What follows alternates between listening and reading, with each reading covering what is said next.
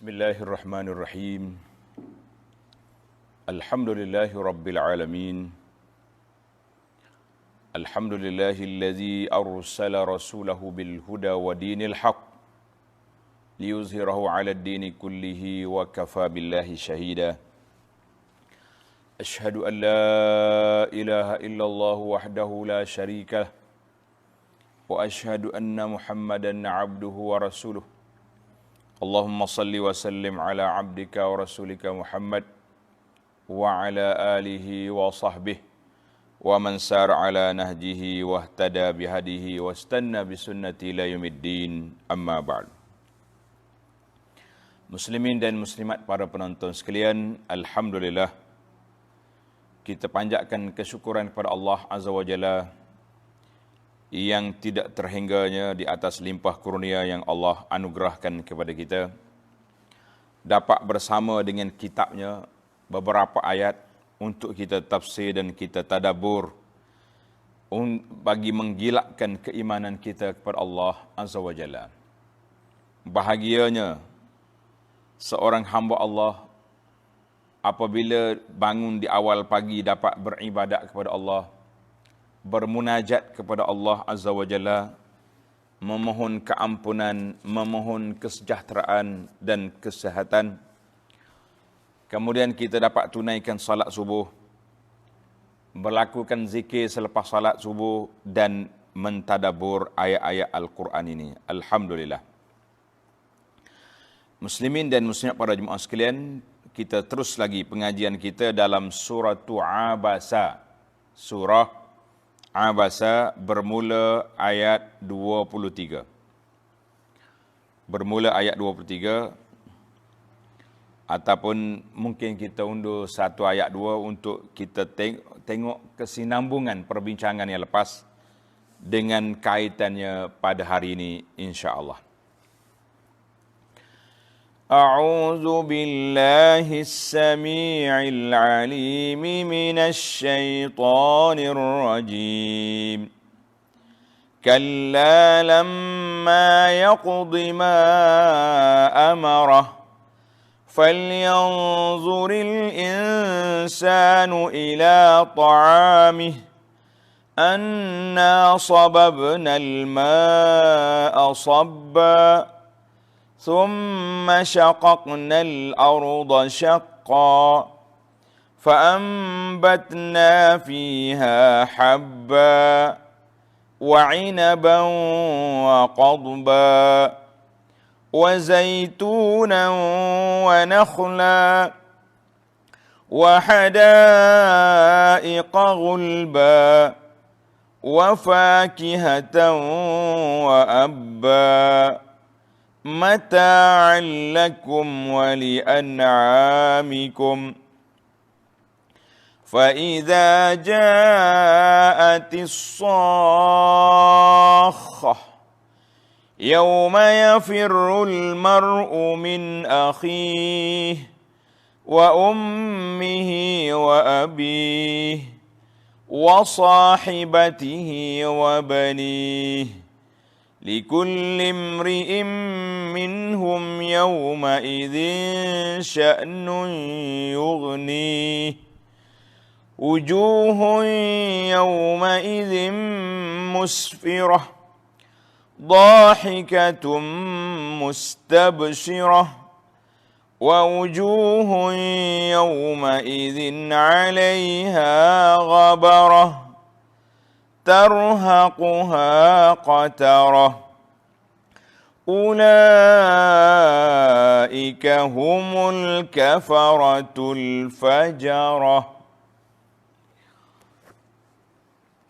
Balik semula kepada ayat kita. Ayat 23, kalla lamma yaqdi ma amarah. Janganlah hendaknya ia kufur engkar lagi, sebenarnya ia belum menunaikan apa yang diperintahkan kepadanya. Para jemaah sekalian, dalam beberapa ayat yang kita baca dalam CD yang lepas, bermula daripada ayat 17, qutilal insan ma akfarah. Binasalah manusia yang engkar itu. ma akfarahu, betapa besarnya kekufuran mereka. Kemudian Allah Subhanahu wa taala peringatkan kepada mereka supaya tengok balik yang kamu sombong, angkuh, takabur, tak mau dengar kata ni, mu tengok balik kepada asal kejadian kamu, kan? Kemudian Allah Taala sebut, selepas daripada kamu hidup, summa amatahu fa aqbarah. Kemudian Allah Taala matikan dia dan dimasukkan dia dalam kubur. Summa idza syaa'a ansyarah. Kemudian Allah Taala bangkit semula. Maka dalam ayat yang kita baca ini, kalla lamma yaqdi ma amarah. Janganlah hendaknya kamu kufur lagi, jangan. Cukup dah pengajaran-pengajaran, ayat-ayat yang lepas bagi orang yang nak beriman, yang nak berfikir, dia sudah dapat maklumat yang lengkap. Jadi apa yang lagi kamu nak? Kan? Maka Allah kata ini, kalla lamma. Jadi di antara tafsir, ramai ulama tafsir kata, innal insan lam yuaddi ma alaihi min haqqillahi kamilan. Manusia ni hakikat sebenarnya tidak dapat menunaikan hak Allah secara sempurna. Karena itu dia sebut lamma. Lamma makna dia dekat dengan lam. Annaha tufidu ihtimalil hudus. Kemungkinan berlaku pada masa depan. Mana lamma. Kalau kita kata ja'a fulan, kita kata lamma. Mana tak mari lagi. Mana dia akan mari juga. Mana kalau dia kata tak mari langsung, kita nafi terus. Tapi kita kata lamma. Lamma. Maka manusia ni tak akan dapat menyempurnakan semua yang diperintahkan oleh Allah Azza wa Jalla kepada kita. Kita buat, tapi setakat kemampuan kita, dan Allah Subhanahu wa taala telah memberi kebenaran seperti dalam ayat la yukallifullahu nafsan illa wus'aha. Maka kata di Al-Imam Mujahid, seorang ulama tafsir, dia kata la yaqdi ahadun abadan kullama ifturida alaih. Manusia ni selama-lamanya tak mampu nak menunaikan secara sempurna semua yang Allah Taala fardukan ke atasnya. Semua yang Allah Taala fardukan ke atasnya. Namun kita kena usaha buat. Setakat mana yang kita mampu. Iza amartukum bi amrin fa'tu minhu mastata'tum. Kata Nabi sallallahu alaihi wasallam, kalau aku suruh, aku perintah kamu buat benda, buat setakat mana yang kamu mampu. Allah kata la yukallifullahu nafsan illa wus'aha. Kita kata alhamdulillah. Maka kerana itu sabda Nabi sallallahu alaihi wasallam dalam hadis yang dikeluarkan oleh Imam Bukhari dan Muslim daripada Abu Hurairah radhiyallahu anhu, lan yudkhila ahadan minkum amaluhul jannah. Dengar ni para jemaah. Tidak boleh masuk syurga seorang kamu tu dengan sebab amalan kamu semata-mata. Maknanya, kalau kita kata saya masuk syurga ni sebab amalan saya semata-mata, kita kata, Nabi kata, lan yudkhila. Maknanya, amalan saja tak boleh membawa masuk kamu ke dalam syurga. Qalu, sahabat-sahabat radhiyallahu anhum bertanya, sebab dia pun terkejut juga. Kenapa ya Rasulullah? Wala anta ya Rasulullah. Termasuk Rasulullah sendiri sallallahu alaihi wasallam tak boleh masuk syurga dengan sebab amalan. Nabi kata wala ana, termasuk aku sendiri. Illa an yataghammadani Allahu bi rahmatin minhu bi fadlin wa rahmah, kecuali dengan limpahan kurnia Allah Taala dan rahmat Allah, itu yang melayakkan kita syurga. Makna kita kata kita buat setakat mana yang kita mampu, kita tunaikan perintah Allah Taala sedaya upaya kita, tetapi nak banding dengan harga, nak bayar harga syurga yang dijanjikan oleh Allah Azza wa Jalla, belum. Sikit tak cukup. Tapi kita boleh masuk syurga insya-Allah setelah kita melakukan ketaatan mengikut sunnah Nabi sallallahu alaihi wasallam dengan apa? Rahmatin wa fadlin minallah. Itu semata-mata rahmat daripada Allah Azza wa Jalla. Jadi alhamdulillah, setakat mana yang kita mampu, kita buat. Tapi nak syukur semua nikmat Allah Ta'ala, tidak mungkin. Kita tak tadabbur secara penuh ayat Allah. Kita tidak berfikir secara total kepada makhluk-makhluk yang diciptakan oleh Allah Azza wa Jalla. Namun begitu kita kata, alhamdulillah, bolehlah. Setakat mana kemampuan kita, kita buat. Jangan tak buat. Jangan cuai, jangan abai. Kita kata itulah kemampuan yang kami ada, ya Rabbi. Yang lain itu husnuzan, sangkaan baik kita bahawa Allah Ta'ala ampunkan dosa kita, Allah Ta'ala maafkan kecuaian kita, Allah Ta'ala ampunkan ketaqsir kita, kelemahan, kekurangan kita, dan dengan limpah kurnia Allah, Allah Ta'ala akan bawa kita ke dalam syurga, insya-Allah. Allahu Akbar. Jadi kata di Ibnu Katsir, aku kumpul daripada kata-kata ulama-ulama tafsir dulu, itu je dia kata. Annal insan lam yuaddi ma ajaballahu ta'ala. Manusia ni tak mampu nak menunaikan semua yang diwajibkan oleh Allah Azza wa Jalla ke atasnya, namun manusia cuba nak buat, masya-Allah, tabarakallah. Kata di Ibnu Katsir, setelah aku ta'ammul, perhati kepada kata-kata ulama, itu yang aku dapati, dan aku tengok apa yang Allah Ta'ala sebut, lamma yaqdi ma amarah. Jadi la yafa'uluhu al-an hatta tanqadil muddah. Jadi manusia ni tak habis-habis lagi beribadat sehingga tamat tempoh dia, sehinggalah dia keluar daripada alam dunia. Maknanya kita ni tak sudah-sudah, tak akan habis. Yang kata relax dah aku hari ni, habis dah tanggungjawab. La, habis subuh Zuhur datang, habis Zuhur asar mari, kan? Kita kata kita tak akan berhenti selagi Allah Subhanahu Wa Taala beri kepada kita nyawa. Ada timbul soalan, dia kata, kenapa Allah Ta'ala tak bangkit peringkat-peringkat? Contohnya kita kata, daripada Nabi Adam, 1000 tahun dalam kubur, dibangkitkan dulu. Di atas dia dalam syurga. Macam kita ni lah, tak cukup tempat. Jadi kita kuarantin sini, cukup masa kita pergi tak sini. Keluarkan. Jangan kumpul semua. Apa rahsia? Allahu Akbar. Jawab dia, kalau Allah Ta'ala nak, boleh je. Kita kata, kita letaklah satu kumpulan manusia duduk dalam kubur 10 kurun. Maknanya 10 abad keluar, buat hisab, masuk dalam syurga. Tapi lam yasha. Allah Ta'ala tak buat macam tu. Sebab apa? Sebab episod kejadian manusia di atas dunia belum sempurna lagi. Masih lagi. Dia gini kaedah. Maknanya kalau satu kumpulan dah keluar, kita boleh pergi tanya dia macam mana. Sekarang ni, waktu dunia darul ibtila, dunia ini dunia ujian. Maka, kita semua dengar ya cerita. Zaman Nabi Adam, zaman Nabi Nuh AS, zaman Nabi-Nabi para Anbiya AS yang lain.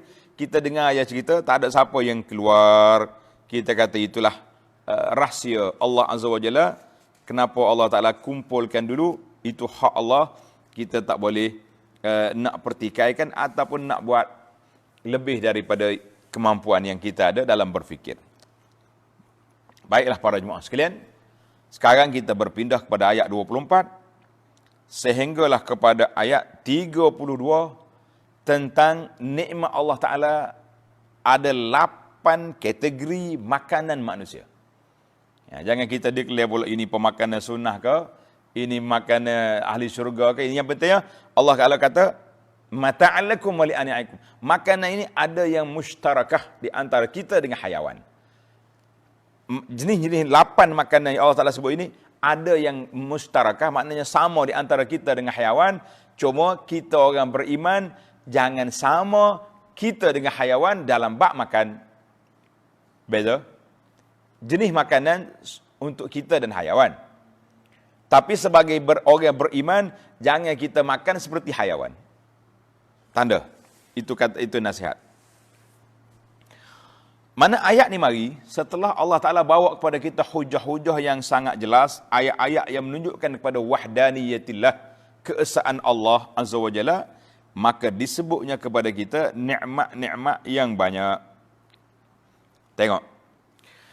فَلْيَنْظُرِ الْإِنسَانُ إِلَى طَعَامِهِ. Kalaulah kiranya ia tidak memikirkan asal dan kesudahan dirinya, mu tak mikir hak tu, kamu fikir hak ni. Maka hendaklah manusia melihat kepada makanannya, bagaimana kami mentadbirkannya. Mu tengok makananmu. Orang panggil, orang tua kampung Kelantan kata, genok perah, baluh padi, dan sumber rezeki mari daripada mana? Tengok ayat 25. Falyanzur, nazar di sini iaitulah nazar al-imtinan. Kita tengok bagaimana Allah Taala curahkan nikmat. Anna sababna al-ma'a sabba. Sesungguhnya kami telah mencurahkan hujan dengan curahan yang menakjubkan. Masya Allah, tabarakallah. Allah Ta'ala kata, anna sababna. Ada juga ulama tafsir kata dia baca dengan baris bawah, inna sababna, alal isti'naf. Yang pentingnya, kaitan di antara ayat ni, ayat turun hujan dengan makanan. Dua ni tak dipisah. Ada hujan, ada air, ada tumbuhan. Masya Allah, tabarakallah. Kaitan di antara hujan dengan makanan sangat jelas. Dan as-sab, sab ni biasanya tuang. Tuang itu maknanya dari atas ke bawah. Sub, macam kita katakan, orang bawa teko air, sub, maknanya tuang air. Allah kata, sabba. Anna sababna al-ma' sabab. Maksudnya kami tuangkan air itu dari atas, dari awan, dari langit ke bumi. Maksud dianya al-mataru, iaitulah hujan. Masya Allah. Kemudian tengok tartib ayat. Allahu Akbar. Kemudian Allah Ta'ala guna perkataan summa. Summa dengan makna kemudian. Summa syaqaqnal arda syaqqa. Kemudian kami belah-belahkan bumi dengan belahan yang sesuai dengan tumbuh-tumbuhan. Ada bumi yang kecil ya belah. Ada bumi yang Masya Allah besar, dia punya batang dia. Pasal kena belah. Ada orang duk tunjuk gambar, ni, benih yang besar ni, dia nak lambat dia nak keluar. Sebab apa? Sebab dia nak suruh tunjang dia kuat di bawah. Kita kata, Masya Allah, tabarakallah. Kata di ulama tafsir, Allah Subhanahu Wa Taala guna thumma. Dia tak kata anna sababna al-ma'a sabban wa syaqaqna. La, tak guna waw. Dia guna thumma. Limadha? Kenapa? Sebab thumma menunjukkan kepada tartib.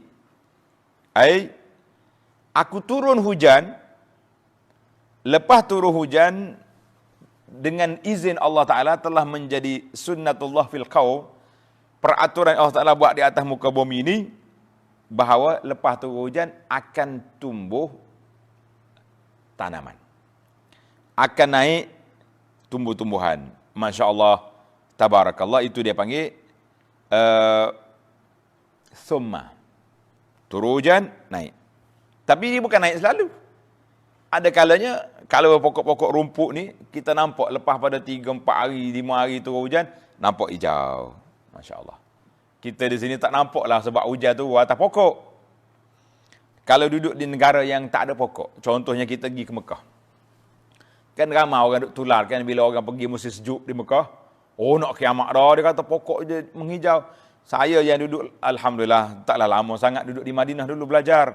Tapi sempatlah habis peringkat pengajian dan Allah Ta'ala anugerahkan 4 lagi CJ kelahiran. CJ anak, lahir anak, Masya Allah. Kan? Maka kita memang kita nampak pertukaran musim. Bila mari musim sejuk kita nampak bukit-bukit hijau. Mari masuk musim panas nampak kuning balik. Yang kita nampak kambing duk makan atas pokok tu, atas bukit, bukan makan batu. Jemaah haji kata ustaz, kambing sini makan batu. Kata dia apa ada naluri juga kambing ni. Tak. Walaupun dia tak ada akal, dia tahu dia tak makan batu. Hak makan batu ni pun LGBT. Pasal tu kita kata orang rusak fitrah. Orang lain makan nasi, dia makan batu. Jadi kambing tak makan batu, dia makan rumput-rumput yang kering. Selepas daripada anna sababna al-ma'a sabba, thumma syaqaqna al-arda syaqqa, tumbuh-tumbuhan keluar, Masya Allah, tabarakallah. Dalam ayat lain suratul Hajj, Allah kata, فَإِذَا أَنزَلْنَا عَلَيْهَا الْمَاءَ اهْتَزَّتْ وَرَبَتْ وَأَنْبَتَتْ مِنْ كُلِّ زَوْجٍ بَهِيجٍ. Masya Allah. Bila kami turunkan hujan, ihtazzat wa rabat, bumi bergerak. Wa ambatat, tumbuh-tumbuhan keluar. Suratul Hajj ayat 5. Dan banyaklah ayat-ayat yang menunjuk. Kemudian Allah Ta'ala sebut kepada kita 8 jenis makanan. Tengok ayat yang ke-27. فَأَنْبَتْنَا فِيهَا حَبًّا. Lalu kami tumbuhkan pada bumi biji-bijian. Tanda, letak. Habba nombor 1. Apa dia habba? Biji-bijian. Ataupun dipanggil bijirin. Kan? Bijirin. Apa dia bijirin ni? Iaitulah semua perkara yang yuhsad. Yang dituai. Yang ketam, kata orang. Menuai tak? Potong, kerak. Ada keluar. Seperti gandum, bali, beras, semua tu dipanggil pokok habba. Maknanya buah, biji, kena ambil, bersihkan dia, potong dulu, kemudian kita proses, baru boleh makan. Menjadi biasanya, qut, makanan asasi yang mengenyang bagi manusia. Itu hab. Dalam ayat 27, wa'inaba, dan buah anggur. Apa dia buah anggur? Ulama tafsir kata, wahwa fakihatun ma'rufatun. Buah yang sudah dikenali. Kalau kita tanya orang mana apa buah anggur, kena. Tapi kalau orang kapur, mungkin dia tukar anggur dengan zabit. Oh, ni buah zabit ni. Bahasa Arab, inab, anggur yang basah, itu dia panggil inab. Fa'iza juffifa summiya zabiban. Bila sudah dikeringkan, barulah nama zabib. Zabib tu mari mana? Zabib setelah dikeringkan. Kita kena fahamlah. Kalau kata ini buah zabib ni, buah zabib tu duk lagi. Hok hijau kita duk makan tu bukan zabib, itu anggur, nama dia inab. Masya-Allah tabarakallah. Inab ni mufidun lil hadmi. Oh, dia punya faedah makanan dia. Nanti kita cakap makanan sunnah sikit dah. Mufidul hadmi maknanya boleh faedah untuk proses makanan tu bagus. Yang habba tadi untuk mengenyang. Makanan asasi, kalau makan anggur saja tak larat kita. Orang Arab biasanya dia ambil anggur ni, dia jemur, dia keringkan untuk dimakan. Buah zabib itu dimakan buah zabib pada luar musim. Yalah, zaman kita ini ada peti boleh tahan lama, tapi zaman dulu mana ada peti, maka dia jemur. Sama juga dengan daging. Karena itulah dinamakan hari haji 3 hari itu kan. Hari pertama dia panggil hari raya, Yaumul Adha, Idul Adha. Kemudian pada hari yang 11, 12, 13 nama dia Ayyamut Tashriq. Hari Tashriq. Apa makna hari Tashriq? Masya-Allah. Kalau kita tanya hari Tashriq ni orang panggil hari jemur daging. Sebab dia sembelih korban banyak, dia jemur daging. Hari kita hari ni, kata di ulama semasa, dia kata at-tallajatu tufsidul al-tashrik. Peti air ni telah merusakkan hari tashrik. Tak ada lagi orang jemur daging, orang sembelih masuk dalam peti. Biarlah, itu cerita dia. Maknanya bagi zabib ni banyak manfaat kepada tubuh kita. Kata di Ibnul Qayyim rahimahullah taala dalam Zadul Ma'ad, dia kata wahwa ahadul fawakih salasah. 3 jenis makanan buah-buahan yang dinamakan mulukul fawakih. Tanda, raja makanan. Sebab faedah dia kepada jisim besar. Apa dia? Inab. Tanda, 3 raja makanan ni, al-inabu, anggur, warrutabu, rutab. Rutab ni tama yang baru masak tu, separuh masak. Watin, dan buah tin. Jadi anggur, rutab, tin. 3 ni semua dalam Quran belaka. Wattini wazaitun, rutaban, janiyah, wa inaban, wa qadba, ayat yang kita baca sekarang. Alhamdulillah. Tuan-tuan kata ini, kalau orang tanya, kita orang Malaysia ni dah raja buah, apa dia? Durian. Sebab apa? Kulit dia baking, jatuh tapal orang pecah. Kemudian sekarang ni pula yatafannanuna, ahli penanam ni pula orang panggil panda. Reka-reka campur di 24 lah, berapanya 48 akhir sekali jadi king tak king. Tapi dalam ilmu perubatan Tibb Nabawi ni dia kata apa? Mulukul fawakih 3, inab, rutab, tin. Alhamdulillah. Kita belajar sikit buah-buah. Sebab buah-buahan nak semangat dah. Yang keempat, yang ketiga tanda. Habban wa inaban wa qadba. Apa dia qadba? Qadba iaitulah jenis sayur-sayuran. Dia panggil sayur hijau. sayur hijau. Masya Allah, tabarakallah, sayur hijau. Kita untuk makanan kita dan makanan makhluk-makhluk yang lain. Dia kata ada juga yang mengatakan qadba ni huwa ma yuhsadu marratan ba'da ukhra. Kita boleh potong beberapa kali. Adakah jenis sayur ni boleh ambil, lepas tu kita boleh potong sekak-sekak. Masya Allah, tabarakallah. Yang penting, yang keempat, wazaitunan. Zaitun mari dah. Dan buah zaitun. Zaitun ni kita semangat aja. Nah, zaitun makanan adalah Quran, makanan sunnah. Ambil buah zaitun bagi, kena sebiji, nonye. Orang Kelantan kata nonye ni maknanya lain macam muka dia. Sebab tak sedap buah tu. Cuma minyak dia, masyhur lah. Masya Allah, tabarakallah. Zaitun ni sangat besar, dia punya manfaat dia. Allah Ta'ala sebut dia dalam Al-Quran beberapa tempat. Dan dinamakan Biladus Syam. Negara Syam itu, negara Syam ni negara Palestin, negara Syria, sekitar-sekitar dia itulah. Kan? Biladut tin wa zaitun, negara yang banyak mengeluarkan tin dan zaitun ni dengan nama Biladun Mubarakah, negeri yang diberkati. Dalam surah Isra tu. Dalam surah Isra, allazi barakna haulahu tu. Masya Allah, tabarakallah. Zaitun ma'ruf. Minyak dia pun Masya Allah ma'ruf. Orang tahu belaka. Yang keempat, wa nakhla. Nakhla ni dia panggil pokok kurma. Nakhla. Kalau kata nakhil, mana pokok kurma. Ni pokok kelapa sawit kita pun Arab panggil nakhil juga sebab dia ada persamaan bentuk pokok walaupun lain dia punya tu. Kenapa Allah Ta'ala tak sebut dalam Quran ni? Wa zaitunan wa tamran. Buah zaitun dengan buah tamar, tapi dia sebut pokok. Nakhlan tu makna pokok. Masya Allah, tabarakallah. Allah Ta'ala sebut di sini pokok 5 dah. Kena sebab buah kurma, buah tamar tu macam-macam jenis. Dan dia melalui peringkat-peringkat. Peringkat yang pertama yang hijau putih tu, dia panggil busran. Busur. Tanda sikit, belajar buah tamar. Mula-mula yang putih nama dia busur. Kemudian bila dah masak, separuh masak, rutab. Setelah kering, tamar. Itu. Beza tu tuan-tuan. Dan para jemaah, kan dalam hadis Nabi SAW, Nabi kata, buka puasa dengan apa? Rutab. Kalau tak ada rutab, baru tamar. Kita pakai bahasa tamar selalu kan.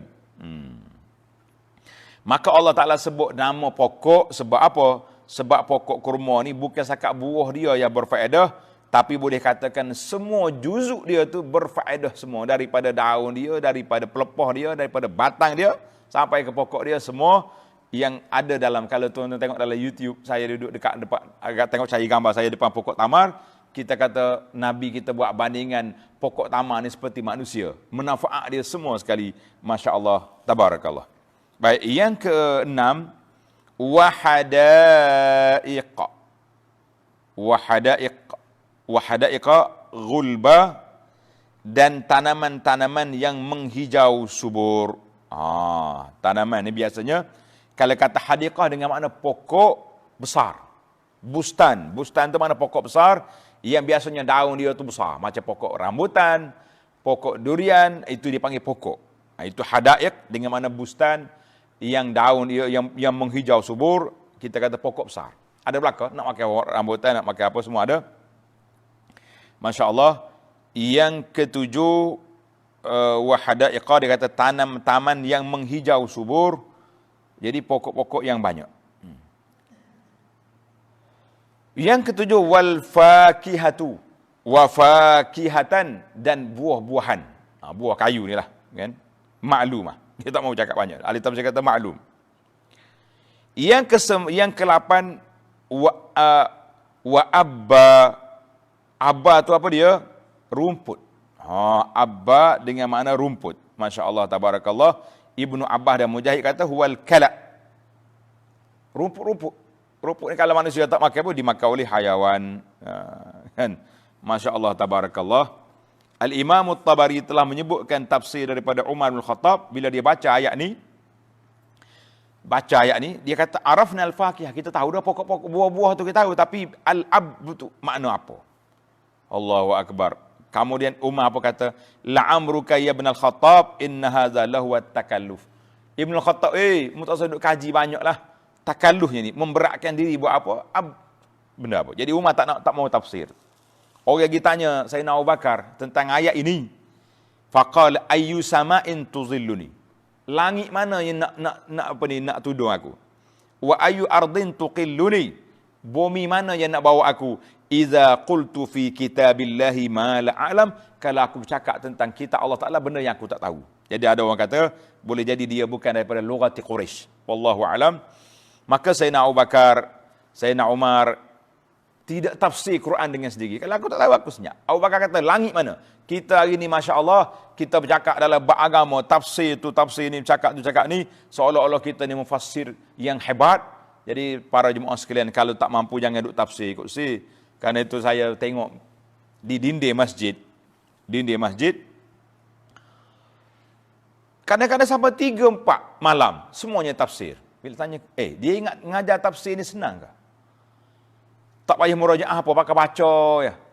Ada setengah ustaz saya tanya, kata ustaz, kenapa minat ngajar tafsir? Dia kata, senang ustaz, kita baca satu ayat, pak kita sarah, letak belakang ikut musim. Musim kawik, cara bak kawik, musim minyak naik, gomo bak minyak, musim apa saja RUU, jadi dia boleh pergi belakang dia dalam tafsir. Kita kata, Masya Allah, tabarakallah. Jangan sampai peringkat seperti ulama kata kepada setengah kitab-kitab tafsir. Dia kata, yujadu. Dalam kitab ni ada belakang, kecuali tafsir tak ada. Bimbang kita. Tengok, Sayyidina Abu Bakar pernah terhenti. Sayyidina Abu Bakar terhenti daripada tafsir. Abu Bakar, jadi kata di para ulama, ada dua kemungkinan mereka tak mau tafsir. Boleh jadi ada dia ni turun ayat Quran bukan daripada lughah Quraisy yang tak biasa diguna bahasa tu di tempat mereka. Dan ada yang mengatakan abba ini lafaz mustarak. Banyak makna. Mana bila banyak makna dia kata banyak arti sini. Jadi kita nak faham tu banyak cerita. Ini di antara pelajaran yang kita kena belajar para jemaah sekalian. Jangan kita duk takalluf, jangan duk cari benda-benda yang orang panggil menyusah-nyusah kan nak faham satu benda. Dalam syariat ni mudah ya. Pada itulah saya jumpa dengan seorang yang didakwa sebagai pakar tasawuf. Saya tanya murid dia, setara mana pakar dia tu? Dia kata kalau dia bercakap sampai kita tak faham. Kita kata, oh gitu pakar rupanya. Nah, kita ni kalau kata pakar, orang bercakap pun semuanya dia bercakap kita boleh faham. Itu pakar. Ada orang kata pakar ni tidak. Masya Allah, tabarakallah. Baiklah para jemaah sekalian. Kata di ulama tafsir tidak salah. Dua imam besar kita ni, dua khalifah ni tak mau tafsir. Tapi alhamdulillah, ulama-ulama yang lain yang boleh memahami, menafsirkan ayat itu, maka dipahami sampai kepada kita ini. Allah kata apa?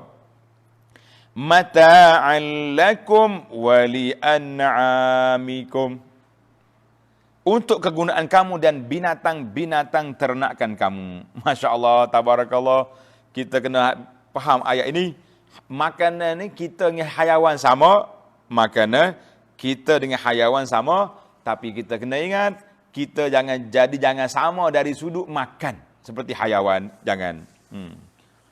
Allah sebut dalam surah Muhammad, walladzina kafaru yatamatta'una wa ya'kulun. Kama ta'kulul anham. Orang kafir, dia menikmati makannya, dia makan seperti makannya hayawan. Kita orang beriman tidak. Allah kata apa ni? Sama kama ta'kulul an'am yatamatta'un wa ya'kuluna kama ta'kulul an'am. Dalam ayat Muhammad tadi, alladzina kafaru yatamatta'una wa ya'kulun. Dalam ayat lain Tuhan kata yatamatta'una wa ya'kulun kama ta'kulul an'am. Masya Allah, seperti binatang. Maka orang berimanlah, orang mukmin, kul samillah, maka baca bismillah. Makan dengan tangan kanan. Jangan makan banyak. Jangan tomok. Kemudian di akhir sudah makan, kita baca. Tengok dalam hadis Nabi SAW. Nabi kata, Inna Allah la yarda 'anil 'abdi an ya'kulal aklata fayahmadah. Allah Ta'ala redha kepada hamba dia makan makanan, sudah makan, dia puji Allah. Au yashrabas syarbata, ataupun dia minum minuman, kemudian dia puji Allah. Masya Allah, tabarakallah. Hadis ini dikeluarkan oleh Imam Muslim daripada Anas bin Malik. Allahu Akbar. Marilah kita kita makan, jangan sama makanan kita dengan hayawan. Sebab itulah saya kadang-kadang bila tengok kedai buka 24 jam, anak kata Masya Allah, Tabarakallah, hayawan pun dekat maghrib tuan dia panggil masuk dalam kandang. Manusia ni tak tahu pukul 3 pagi makan lagi buat apa? Waktu orang munajat dengan Allah mu duduk ngomong makan. Sebab itulah bila mari Covid ni, hakkan makan, kedai makan, saya kata Alhamdulillah manusia kembali ke fitrah. Fitrah dalam bab makan minum, dalam bab duduk di rumah.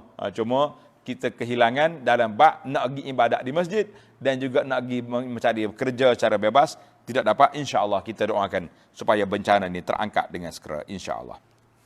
Baiklah, kesimpulannya, nikmat-nikmat 8 jenis ni Allah Ta'ala beri kepada kita supaya kita syukur dan beriman. Bila selesai makan, mu jangan ingat kamu relax atas dunia je. La. Ayat 32 sampai ke akhir Allah Ta'ala sebut tentang hari kiamat. فَإِذَا جَاءَتِ الصَّاخَّةُ. Kemudian ingatlah keadaan yang berlaku. Apa dia keadaan yang berlaku tu? Apabila datang suara jeritan yang dahsyat. Sakhah. Yakni tiupan sangkakala kali yang kedua. Kali yang pertama mati habis orang. Tengok nota di bawah.